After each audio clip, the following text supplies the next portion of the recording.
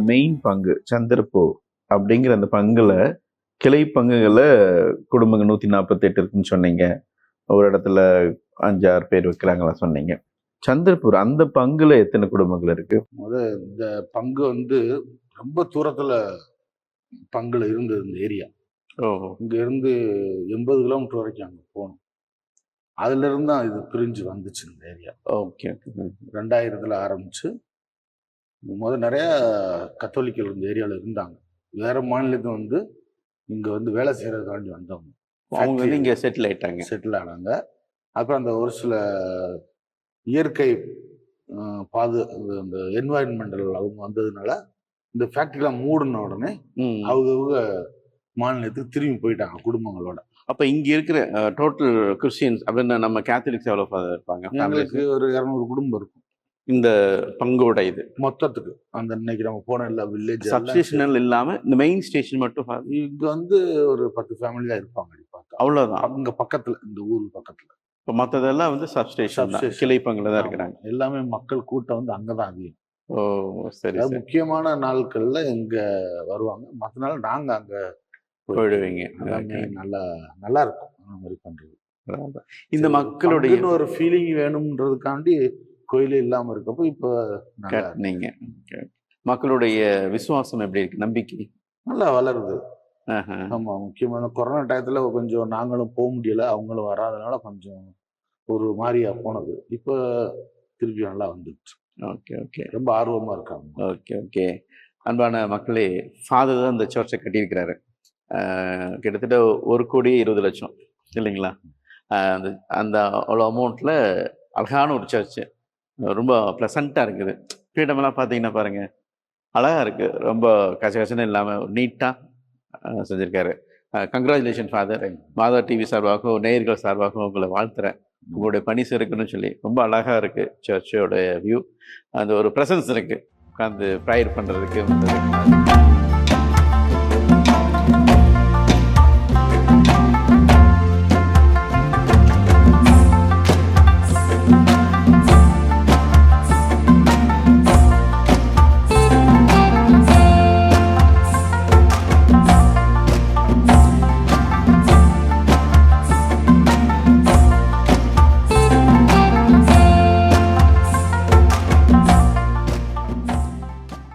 சரிங்க ஃபாதர், இப்போ நீங்கள் ஃபாதர் ஆகி இத்தனை வருஷம் ஆச்சு. அது இப்போ நிறைய இடத்துல பணி புரிஞ்சுருக்கீங்க. உங்களுக்கு பயங்கர சந்தோஷமான நிகழ்வு, எனக்கு இது மறக்கவே முடியாது, ஃபாதர் ஆகி இதை செஞ்சது எனக்கு ரொம்ப சந்தோஷமா இருந்துச்சு அப்படின்னு சொல்லி நிகழ்வுகள் ஏதாவது சொல்லுங்களேன். எனக்கு அந்த இருந்த பங்கு எனக்கு விட்டுட்டு வர்றதுக்கே மனசு இல்லை. ஏன்னா அந்த அளவுக்கு நான் கஷ்டப்பட்டு வளர்ந்ததுனால பசங்க, நான் போனப்போ 7ஆம் கிளாஸ், நான் 10ஆம் கிளாஸ் கொண்டு வந்துட்டேன். அவங்க யாருமே எல்லா சப்ஜெக்ட்லயும் பாஸே ஆக மாட்டாங்க. அந்த குரூப் 13 பேரை நான் பாஸ் பண்ண வச்சேன் 10ஆம் கிளாஸ். அது ஒரு பெரிய விஷயம். எனக்கு பெரிய விஷயமே தெரியல, ஆனா அந்த ஏரியா மக்களுக்கு ரொம்ப பெரிய விஷயம். ஓகே, ரொம்ப பெரிய விஷயம். அப்ப எனக்கு ரொம்ப நல்ல ஒரு நம்ம செஞ்சிருக்கோம், அவங்க படிக்க வச்சிருக்கிறோம் அப்படின்ட்டு. அதே மாதிரி அந்த ஏரியாவில் ஒரு பெரிய, எங்களுக்கு அடிக்கடி இங்க நார்த் ஈஸ்ட்ல வர்ற ஒரு பிரச்சனை என்னன்னா, சின்ன பிரச்சனை இருக்கும், அது ட்ரைபல்ஸ்குள்ள அது பெருசாகிக்கும். அது ஒரு ட்ரைபல் உணர்வு வந்துருச்சுன்னா ஒண்ணுமே செய்ய முடியாது, பெரிய பிரச்சனை வெடிச்சுக்கிறோம். ஓகே. அப்ப நான் இருந்தப்ப 2011 ரபா காரோன்னு 2 ட்ரைப், அவங்களுக்குள்ள சண்டை வந்துருச்சு. ஒருத்தன் வெட்ட ஆரம்பிச்சிட்டான். எல்லாம் சேர்ந்து, கிறிஸ்தவங்க எல்லாம் சேர்ந்துட்டாங்க. அதனால ஒரு 20 நாள் அந்த ஏரியாவை கர்ஃபியூ போட்டு மூடிட்டான். நம்ம மக்கள் என்ன பண்ணுவாங்க, எல்லாம் பிரச்சனை, எல்லாம் வீட்டுல விட்டு ஏன் தஞ்சம். சரி, ஃபாதர்கிட்ட போனா அடைக்கல கிடக்கும். வந்துட்டாங்க. ஒரு 1000 பேர் படுத்திருக்கோம் பகல் நைட்டும். ஒரு நாள் என்னால சாப்பாடு போட முடிஞ்சிச்சு, அதுக்கப்புறம் என்னால ஒன்றும் பண்ண முடியல. ஆனா பக்கத்துல நண்பர் ஒருத்தர் இன்னைக்கு வரைக்கும் நண்பரா இருக்காரு, ஆர்மிக்கார், ஆந்திராக்கார். அவர் நல்ல சப்போர்ட். அப்ப இந்த பிரச்சனையாகி யாருமே கர்ஃபியூ வெளியில போக முடியாது, நான் மட்டும் அவரோட போலாம். போய் அவர்கிட்ட பல விதமான பேச்சுக்களை பேசி இதுக்கு ஏதாவது ஒரு முடிவு கொண்டு வரணும் இந்த பிரச்சனை. அப்படின்னு சொல்லி அவர் ரொம்ப அவர் பீஸ்னா அவருக்கு பயங்கர சந்தோஷமான ஆள். அப்போ நாங்கள் போய் 10 நாள் ஒரு பெரிய டிஸ்கஷனை பண்ணி டெல்லி வரைக்கும் போயிடுச்சு இந்த ப்ராப்ளம். எத்தனை கிளாஸ்ன்னு சொல்லுவோம், எத்தனை கிளாஸ், 2 ட்ரைப் சண்டை போடுறோம், நிறுத்த முடியாது யாரால. வெட்டி பயங்கர புரளி, உண்மையோட பொய் தான் அதிகமாக பரவும் அந்த நேரத்துல. ஒருத்தனை வெட்டிருப்பான், 10 0 சேர்த்து விட்டுருவோம், அந்த மாதிரி ஆயிடும். அப்ப அந்த 2 ட்ரைப் மத்தியில இந்த பீஸ் ப்ராசஸ் ஆரம்பிக்கணும்னு சொல்லிட்டு நான் ரொம்ப ட்ரை பண்ணேன். மற்றவங்கள நான் ஃபோன் பண்ணிட்டு வெளியில வந்துடாதப்பா, வீட்டை விட்டு வெட்டி விடுவாங்கப்பா. நம்மள யாரும் வெட்ட மாட்டாங்க. அவர் அந்த ஆர்மிக்கார் லக்ஷ்மண் சொல்லிட்டு அவர் கூட சேர்ந்து இந்த பக்கம் ஒரு 400 காரம், இந்த பக்கம் ஒரு 300 ரூபா, 2 மக்களையும் வச்சு நாங்க பேசுறோம். எல்லாம் சுத்தி துப்பாக்கி வச்சு ஆர்மி வச்சு பேசுறோம். அப்ப நான் என்ன பேச சொல்றாரு, எனக்கு நல்லா அசாமீஸும் தெரிஞ்சதுனால இந்த காரோ மக்கள்கிட்ட காரோ மொழி பேசணும், ரபா மக்கள் அவங்க மொழி எனக்கு தெரியாது, ஆனா அசாமீஸ் அவங்களுக்கு தெரியும். அப்ப நான் ஒரு அழுகுற லெவல்ல ஒரு ஸ்பீச் கொடுக்குறேன். நீங்க 2 பேரும் அண்ணன் தம்பி, நான் வெளியில இருந்து வந்திருக்கேன், எதுக்கு நான் உங்களை வந்து சேர்த்து வைக்கணும்? இன்னைக்கு இடையில ஒருத்தன் வர்றான், ஏதோ சொல்றான், அப்ப நீங்க அண்ணன் தம்பி மாற முடியுமா? அண்ணன் தம்பி தான், நீங்க ஹிஸ்டரி படிச்சிருக்கீங்கல்ல. அப்போ ஒரு வாத்தியார் அப்பா அப்படி கை தூக்குறாரு. கை தூக்கிட்டு அவர் வந்து நம்ம கத்தோலிக்கர் கிடையாது, அப்பா. அவர் சொல்ற, எப்படி நீங்க இந்த புத்தகத்தை வாசித்தீங்க அப்படின்னு கேட்கிறாரு. அப்படியே நான் பேசி முடிச்ச அவர் ஆர்மிக்காரர் பேச ஒருத்தருடைய போய் கட்டி பிடிக்கிறான். அந்த ஆளுகள் கட்டி பிடிச்சிட்டு நாங்க நடத்துறது ஒரு 11 மணி அப்படி நடத்துறோம். 1 மணிக்கு அதுக்குள்ள நியூஸ் எல்லாம் போய் எல்லா ரோடையும் திறந்து கர்ஃபியூல எல்லாம் போங்க விரட்டிட்டாங்க இந்த ஏரியாவை. ஒரு மிகப்பெரிய ஒரு போர், பெரிய போர். அதை வந்து அப்படியே சால்வ் பண்ணிட்டீங்க. அப்படியே தூரான்ற ஏரியா ரோடவே மேல ரோடே பிளாக் 20 நாள். 1 கிலோ உருளைக்கிழங்கு 200 ரூபாய்க்கு வித்துச்சு மேல தூராவில். ஏன்னா அந்த ரோடு பிளாக், ஏன்னா எல்லாம் அஸ்ஸாம்ல இருந்து தானே போகணும் மேலே. அதை வந்து நான் என் வாழ்க்கையிலே மறக்க முடியாத ஒரு சாதனை தான். ஆமா, 2 ட்ரைபில் ஒரு நம்ம எங்கேயோ பிறந்து நம்ம எங்கேயோ வந்து அடிக்கிறது சொல்லும்போது அப்படியே இமேஜின் பண்ண ஏதோ ஒரு படத்துல, இங்கிலீஷ் படத்துல இருக்கிற மாதிரி இந்த பக்கம் ஒரு பேர்ல கட்டி பிடிச்சிட்டு இருக்கிறாங்க, அந்த பக்கம் ஒரு 2 பேருக்கு நடுவில் நீங்க நின்று வந்து சால்வ் பண்றீங்க அப்படின்னா யோசிக்கிற இடையில முடியாது. அந்த நேரம் எப்படியாச்சும் ஏதாவது செய்யணும். மக்கள் சின்ன சின்ன பிள்ளைல வந்து அழுதுட்டு, நம்ம எவ்வளவுதான் இது பண்ணாலும் அவங்க வீட்டுக்கு போனா தான் அவங்க நிம்மதியா வாழ முடியும். அதுதான் என்னுடைய அந்த அந்த பங்குல வாழ்க்கையிலே மறக்க முடியாத ஒரு அனுபவம். அந்த அந்த அமைதியை அந்த இடத்துக்கு, அந்த ஏரியாவுக்கு கொண்டு வந்தது நல்ல ஒரு அனுபவம். அதனால எனக்கு அந்த இடத்த விட்டு வர்றதுக்கே மனசு இல்லை. ஏன்னா முத வர பங்குச்சாமியாரு, ஆனா கீழ்ப்பிடிதல்னு சொல்லிட்டு போயிட்டீங்க. சரிங்க, இப்ப ரொம்ப சந்தோஷமான நிகழ்வு, ஒரு சாதனை அப்படி சொன்னீங்க. நீங்க ஃபீல் பண்ண ஒரு கஷ்டமான தருணம், ஏன்டா இந்த தருணம், இந்த கஷ்டம் எனக்கு வந்துச்சு அப்படிங்கிற ஏதாவது ஒரு ரொம்ப கஷ்டப்பட்ட மிஷினரியா ஒர்க் பண்ணும்போது கஷ்டப்பட்ட தருணம் ஏதாவது சொல்றீங்களா? அது உண்மையே சொன்னோம்னா இங்க கஷ்டப்படாத நாள்களே இல்லை, அதுதான் உண்மை. ஆனா குறையும் கூடும். ஒரு சில நேரத்துல அந்த கஷ்டங்கள் இது பெரிய ஒன்றும் பெருசு இல்லை அப்படி போயிடும். ஒரு சில இது இந்த கஷ்டத்தினால வேற வேற பிரச்சனைகள் பின்னால வர்றதுக்கான வாய்ப்புகள் நிறைய இருக்கும். நம்ம ரொம்ப நிதானமா முடிவெடுக்கிறது மாதிரி வரும். ஒரு சில நேரம் நம்மளால ஹெல்ப்லெஸ், நம்மளால ஒண்ணுமே செய்ய முடியாத அளவுக்கு இருக்கும் நினைக்கிறோம். அது வந்து அப்படி பார்த்தோம்னா நிறைய கஷ்டங்கள், இன்பங்களோட கஷ்டங்கள் அதிகம். ஆனா அதை கடந்து வந்த பிறகு அது ஒரு இன்பம் மாதிரிதான் எனக்கு தெரியும். கஷ்டமா முத இங்க தமிழ்நாட்டுல இருந்து போய் இறங்கி அந்த பங்கு ரங்ஜுலி, நான் இருந்த பங்கு ரங்ஜுலி, ஓகே பிரதரா இருந்த பங்கு.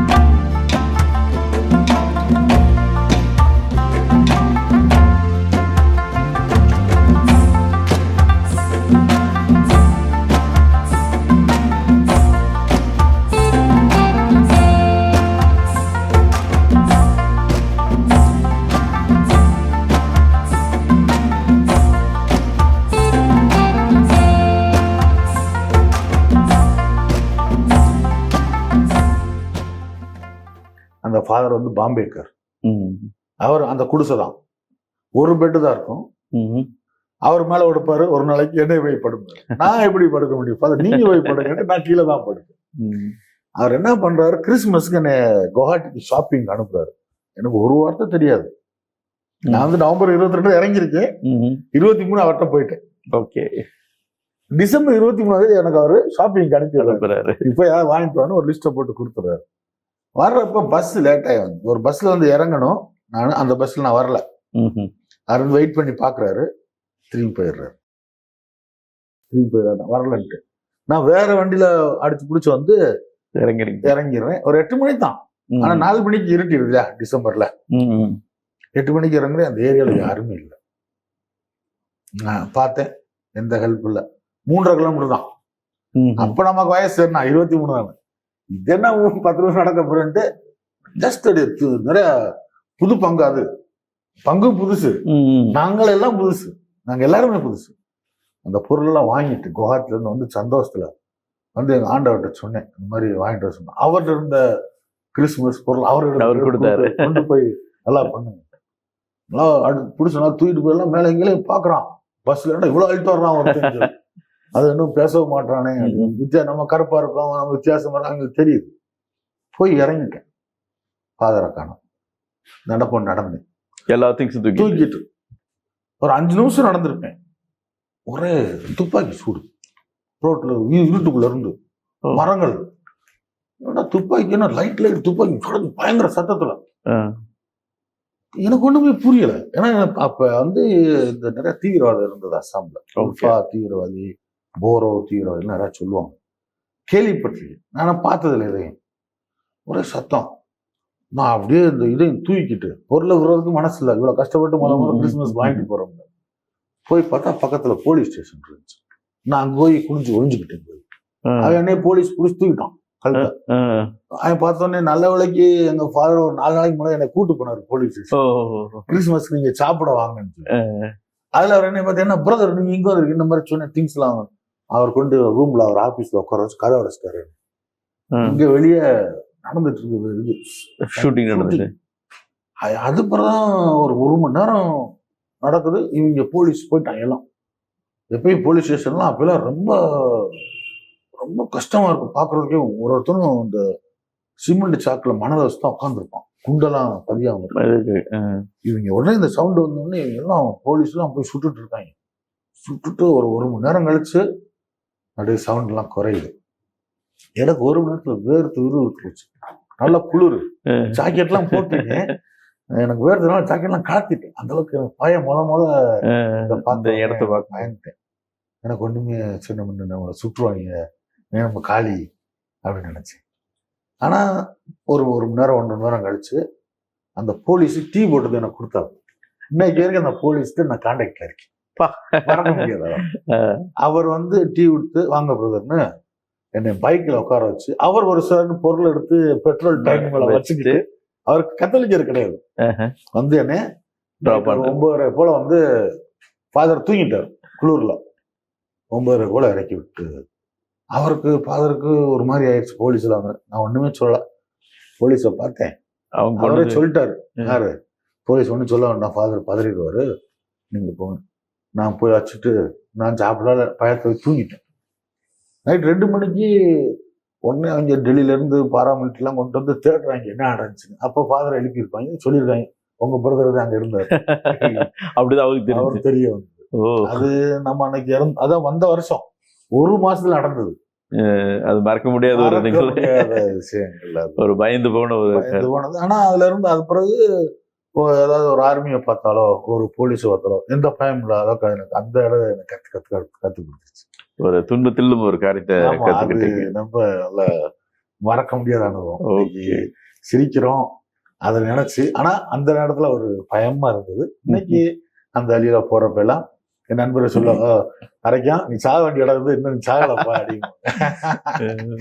அந்த மாதிரி ஒரு சில துன்பங்கள் இருந்துச்சு, இருக்கு, அது எப்பயும் உள்ளதானே. இப்ப இந்த நீங்க சொல்லிட்டு இருந்ததுல வந்து இந்த திருவருட்சாதனைகள், பேப்டிசம், கல்யாணம் ஒழுங்குபடுத்துறது, அதெல்லாம் இங்க எப்படி பார்த்துட்டு இருக்கும்? இங்க வந்து மக்களும் நாங்கள் இருக்கிறதும் ரொம்ப தூரம். ஓகே. நாங்க டெய்லி போக முடியாது. வீடுகள் அதிகம், குடும்பங்கள் அதிகம். இருக்கிறது நாங்க ஒரு ஆள் தான். ஆனா எங்களுக்கு உதவிக்கு எப்பயும் அருள்சோதரிகள் இருப்பாங்க. நாங்க ஒரு ஊருக்கு இன்னைக்கு போறோம்னா, இன்னைக்கு போய் எவ்வளவு திருவள்ளுவர் கொடுக்க முடியும் ஒரே நாள் நாங்க கொடுப்போம். அந்த மாதிரி தான் நாங்க. சார் ஹையஸ்டா இவ்வளோ நான் ஒரு நாள் கொடுத்தேன் அப்படின்ட்டு ஏதாவது சொல்ல முடியுங்களா? ஒரு அனுபவம் ஏதாவது? ஞானஸ்தானம், கல்யாணம் அதெல்லாம் சொல்றேன். நான் அந்த தில்லப்பாறை அந்த கோல்பாறையில் இருந்தப்ப ஒரு ஊரு புதுசா வந்து அந்த இடத்துக்கு யாரும் போல அப்படின்னு எனக்கு ஒரு செய்தி வந்துச்சு. அப்ப அந்த மொழியை நான் கத்துக்கிட்டேன்.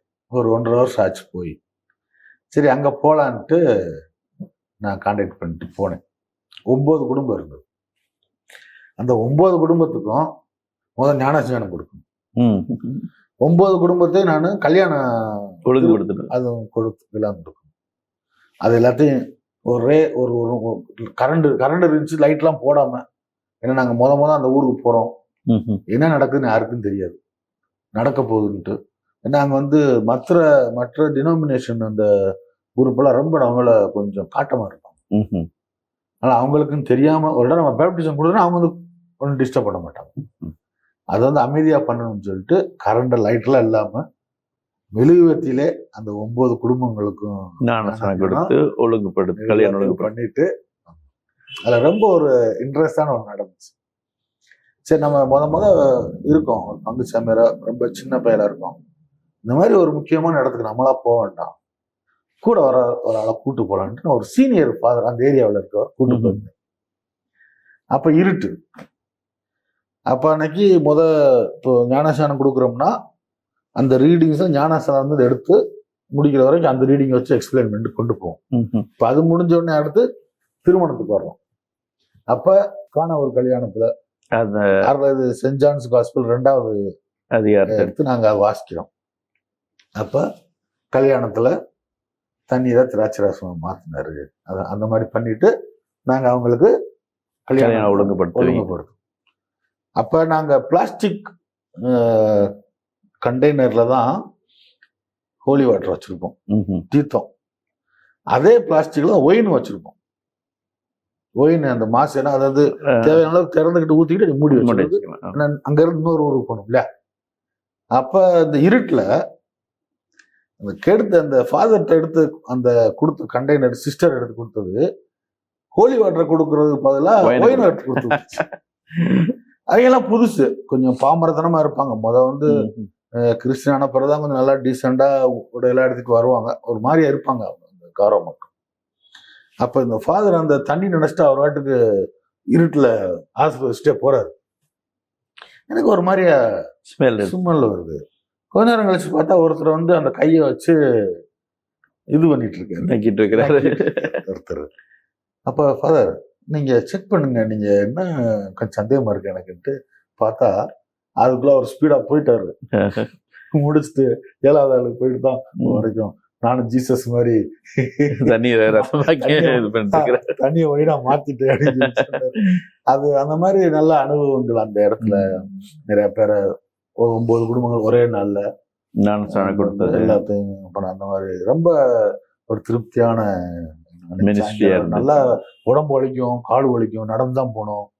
அந்த ஒரு செகதியா இருக்கும், ஷூ எல்லாம் போட்டு காலெல்லாம் வலிக்கும். ஆனா இன்னைக்கு 9 குடும்பத்தை நான் கொண்டு வந்திருக்கேன் அப்படிங்கிற ஒரு சாட்டிஸ்ஃபேக்ஷன், ரொம்ப திருப்தியா இருக்கும். அதே போல நீங்க இத்தனை வருஷம் பணி புரிஞ்சுற இடத்துல விலங்குகள் நீங்க போயிருப்பீங்க, எங்கேயாவது கிராமத்துக்கு போயிருப்பீங்க, தூரமா போயிருப்பீங்க, நடந்து போயிருப்பீங்க, வண்டியில போயிருப்பீங்க. விலங்குகளோட தாக்கங்கள் ஏதாவது அந்த மாதிரி அனுபவம் இருக்கு உங்களுக்கு? நிறைய இருக்கு. இங்க வந்து இப்போ வேர்ல்டு ஃபேமஸ் கசிரங்காவே எங்க ஸ்டேட்ல தான் இருக்கு. இங்க வந்து நான் மக்கள் இருக்காங்களோ இல்லையோ விலங்குகள் இருக்கும் எல்லா இடத்துலையும். Okay okay.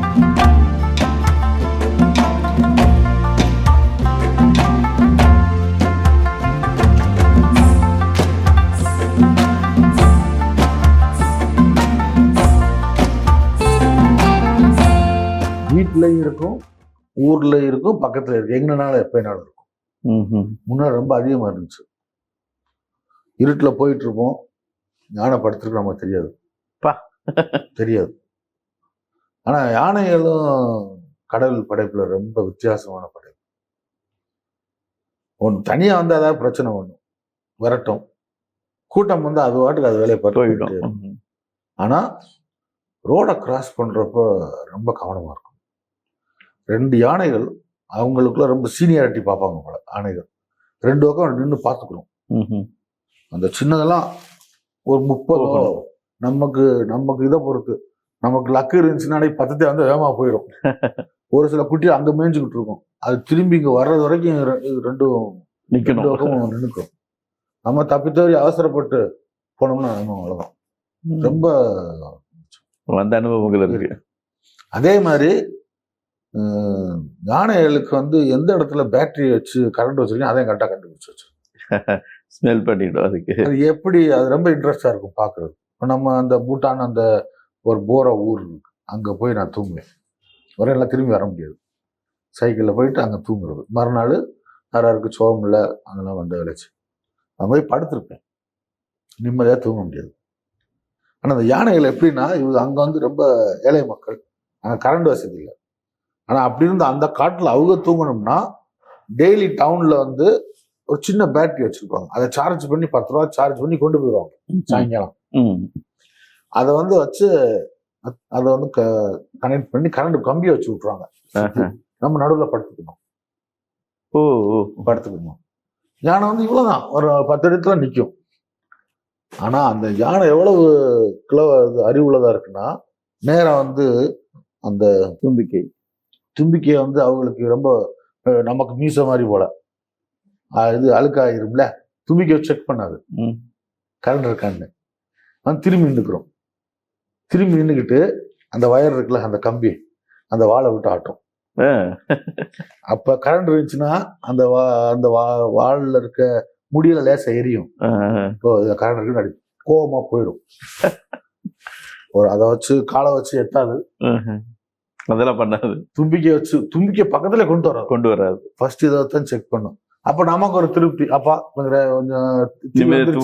லேசா போயிடும்.